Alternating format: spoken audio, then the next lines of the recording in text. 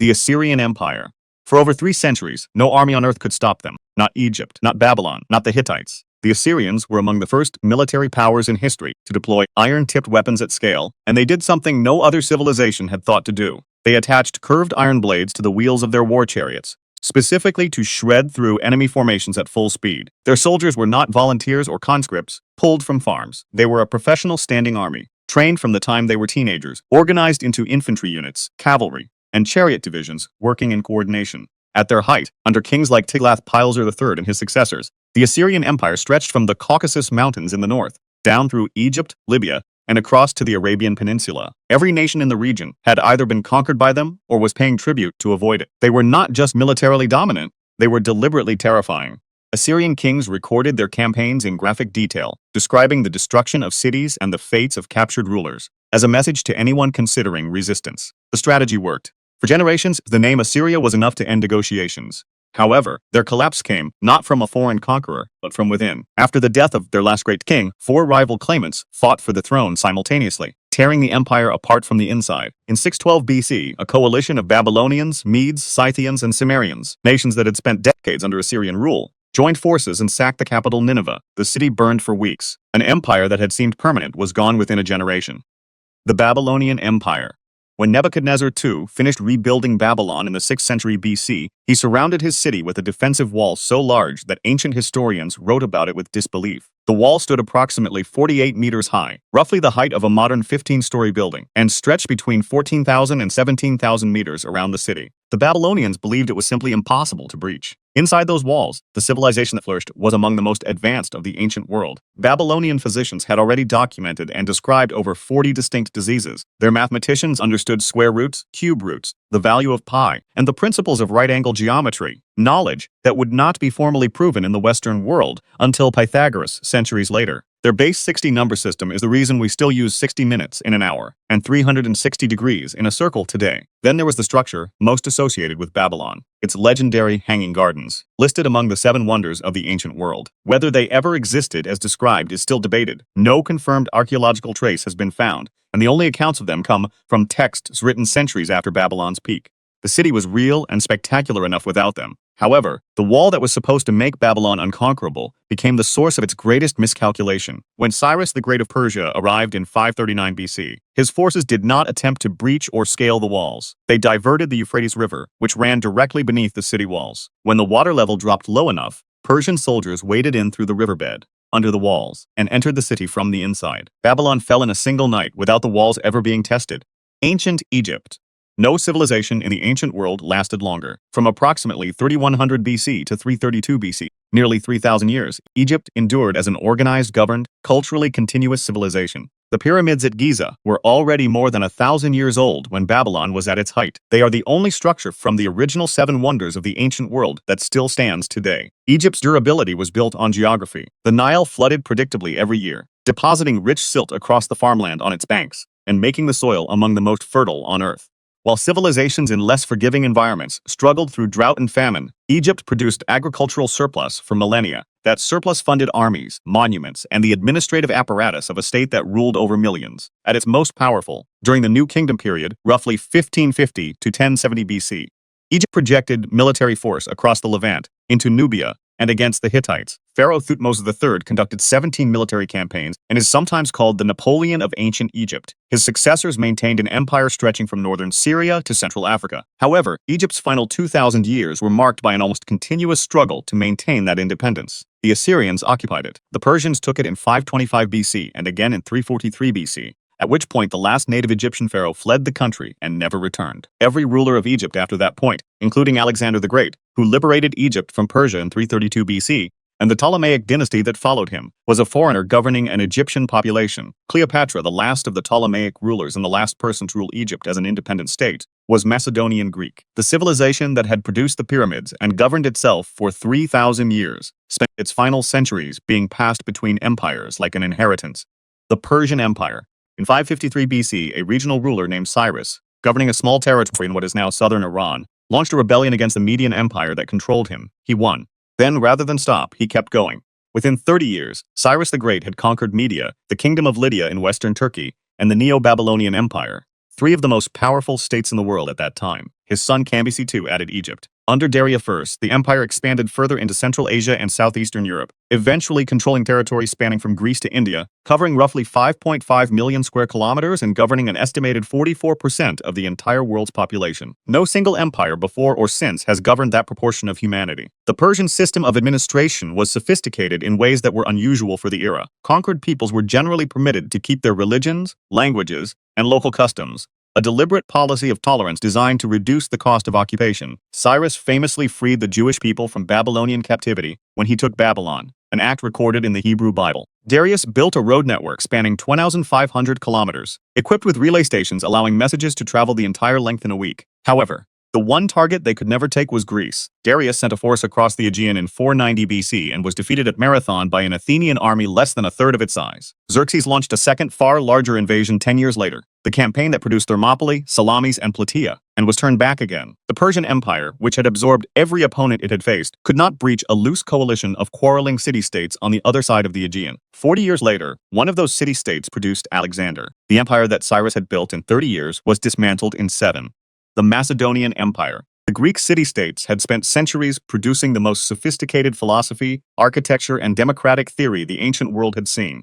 They had also spent those same centuries at war with each other. By 338 BC, they had weakened themselves enough that Philip II of Macedon was able to absorb them almost without resistance, folding the armies and institutions of Greece into his own military machine. What Philip built, his son Alexander inherited at 20 years old. What Alexander did with it has not been matched since. At the Battle of Gaugamela in 331 BC, Alexander faced a Persian force that ancient sources estimated between 100,000 and 1 million soldiers, with modern historians placing the number at somewhere between 100,000 and 200,000, and with his own army numbering roughly 47,000. His solution was not to fight the entire Persian line, but to identify where Darius III was standing and drive his cavalry directly at that point. The Persian emperor fled the battlefield. His army collapsed without its commander. The largest empire on earth at that moment ceased to exist in a single afternoon. Over 12 years, Alexander's forces marched from Macedonia, through Persia, Egypt, Afghanistan, and into northwestern India, a campaign covering more than 30,000 kilometers. The military unit that made it possible was the Macedonian phalanx, infantry soldiers carrying sarissa pikes between 4 and 6 meters long, arranged in tight formations so that multiple rows of spears extended past the front ranks simultaneously. Enemy soldiers were being stabbed by men they couldn't even see. However, Alexander died in Babylon in 323 BC at the age of 32. The cause, likely typhoid fever complicated by heavy drinking, is still debated. He left no named successor and no clear plan for what came next. Within months, his generals had divided the empire among themselves and begun fighting each other for the pieces. The empire he had built in 12 years of continuous campaigning was gone in less than 2. The Roman Empire. Rome began as a settlement of a few thousand people on a bend of the Tiber River in central Italy. In 509 BC, its citizens overthrew their king and established a republic, a system of elected magistrates, a senate, and written law that would govern Rome for nearly 500 years before the republic itself was replaced by the emperors. What drove Roman expansion was less ideology than pragmatism. The Italian peninsula offered limited agricultural land for a growing population, and Rome's neighbors were well-armed and frequently hostile. The logic was straightforward. Conquer the threat before it became a threat. The Etruscans went first, then the other Italian peoples, then Carthage, after 3 brutal wars, then Macedonia, then Greece, then the entire eastern Mediterranean coastline. By the 1st century BC, Rome controlled every shore of the Mediterranean Sea, a body of water they simply called Mare Nostrum, RC. What held it together was engineering. The Roman road network eventually stretched more than 400,000 kilometers, allowing armies to move and supplies to flow at speeds that no previous empire had achieved. Aqueducts brought clean water to cities across 3 continents. Roman concrete, a formula that included volcanic ash and seawater, produced structures so durable that many still stand today, 2,000 years after they were built. However, Rome was not destroyed by a foreign conqueror. It dissolved. The political stability that had underpinned Roman expansion, first the republic's institutional checks and then the early emperor's consolidation of authority, broke down from the 3rd century onward into a cycle of military coups and civil wars. Between 235 and 284 AD, Rome had over 50 emperors, most of whom died violently in office. The cost of defending a frontier thousands of kilometers long drained the treasury. Taxation grew heavier as the economy shrunk. By the time the Visigoth leader Alaric sacked Rome in 410 AD, the first time the city had been taken by an outside force in 800 years, he was not storming a superpower. He was walking through the ruins of one. The Arab Empire. In the year 610, a merchant in the city of Mecca began receiving what he described as divine revelation. Within 22 years, Muhammad had united the fractured tribes of the Arabian Peninsula under a single religion and a single political authority for the first time in history. Within 100 years of his death, the empire his followers built had spread across 3 continents. The speed was extraordinary. Arab forces took Syria and Iraq from the Byzantine and Sassanid empires in the 630s.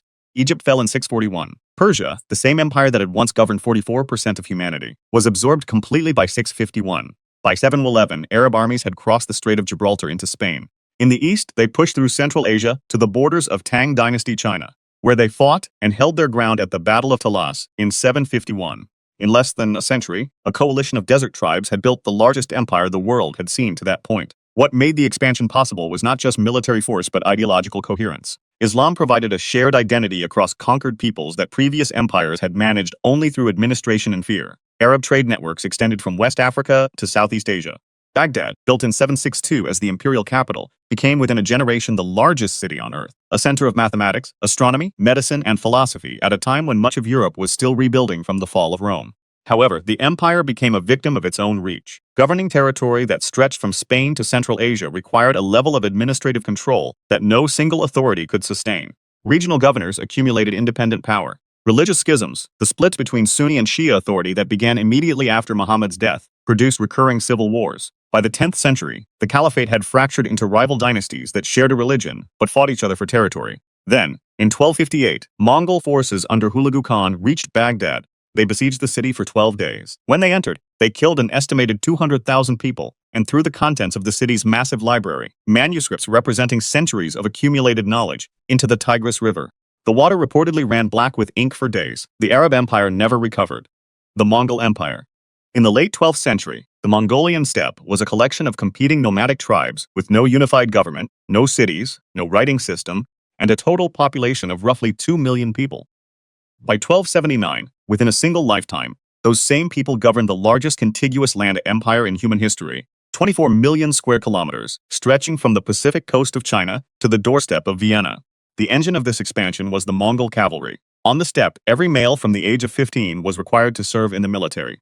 Mongol boys learned to ride before they could walk and trained with a composite bow that could drive an arrow through armor at 200 meters from horseback at full gallop. Their horses were small, tough, and capable of surviving on grass alone, meaning Mongol armies could travel at speeds that sedentary armies, dependent on supply lines, simply could not match or predict. They would appear without warning, defeat a force 3 times their size, and disappear before a relief column could arrive. Genghis Khan added to this a talent for psychological warfare. Cities that surrendered immediately were left largely intact. Cities that resisted were destroyed completely, and word of what had happened spread ahead of the army, producing surrenders before a single arrow was fired. He also absorbed engineers, administrators, and specialists from every conquered civilization, making each campaign more technically capable than the last. The Mongols took northern China, then Persia, then the Abbasid Caliphate, then Russia, then Poland and Hungary in the same campaign season. They invaded Vietnam 3 times, and 3 times the Chender dynasty defeated them.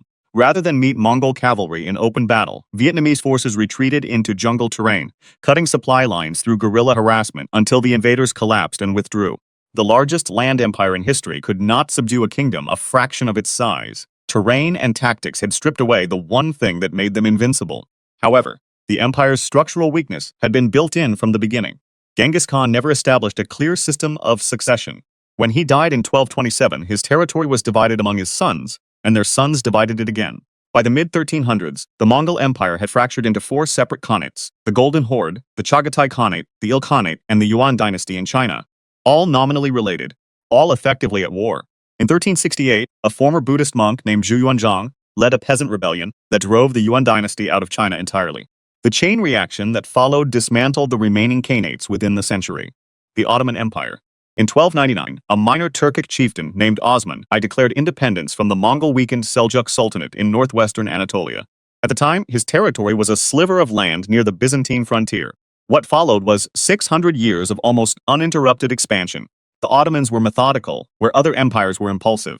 Rather than rapid conquest followed by fragile occupation, they absorbed neighboring states carefully, adopting their administrative systems, integrating their soldiers, and incorporating their populations into an Ottoman identity that proved more durable than most. They hired mercenaries from Christian Europe when it suited them. They employed Jewish scholars expelled from Spain as court physicians and advisors. Their legal system, the Millet framework, allowed different religious communities to govern their own internal affairs, which reduced the cost and friction of ruling over religiously diverse populations. Their most significant single act came on May 29, 1453. Ottoman forces under Sultan Mehmed II breached the walls of Constantinople, the capital of the Eastern Roman Empire, a city that had survived for over 1,000 years, using a combination of massive bronze cannons casting stone balls weighing up to 300 kilograms and a naval maneuver that moved ships over land on greased logs to bypass the harbor's defensive chain. The Eastern Roman Empire, which had outlasted its Western counterpart by nearly 1,000 years, ended that afternoon. At its peak in the 17th century, Ottoman territory covered 5.1 million square kilometers, stretching from Budapest to Baghdad, and from Algeria to the Persian Gulf. However, the Ottoman Empire was ultimately defeated not by an army but by a revolution it had no part in. The Industrial Revolution transformed European militaries with breech-loading rifles, steam-powered ironclad warships, and railway logistics that could move armies faster than horses. The Ottomans recognized the problem and attempted reforms, modernizing their military, building their own railway lines, importing European advisors. They were a generation too late at every step. By the time World War I began, the empire had already lost most of its European territory. It entered the war hoping to reverse those losses.